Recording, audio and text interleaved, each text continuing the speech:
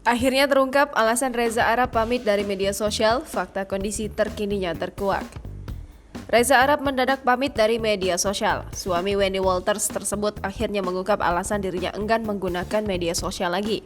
Lantas apa penyebab Reza Arab pamit? Personil World Genius, Reza Arab membuat pernyataan yang cukup mengejutkan. Pasalnya, suami Wendy Walters ini mengumumkan akan pamit dari media sosial. Lewat Instastory-nya, ia mengumumkan akan mengambil beberapa waktu untuk beristirahat dan berhenti dari media sosial. Diketahui pada awal Maret 2022 lalu, Reza ikut pergi ke Prancis untuk promosi pakaian yang mendompleng nama Paris Fashion Week. Kemudian setelahnya Reza terseret dalam kasus Doni Salmanan terkait dugaan penipuan dan penggelapan uang berkedok investasi. Reza Arab bahkan diminta mengembalikan uang 1 miliar rupiah yang diterima dari Doni pada 2021 silam. Untuk saat ini, semua media sosialnya Reza Arab akan dipegang tim manajemen sampai ia kembali.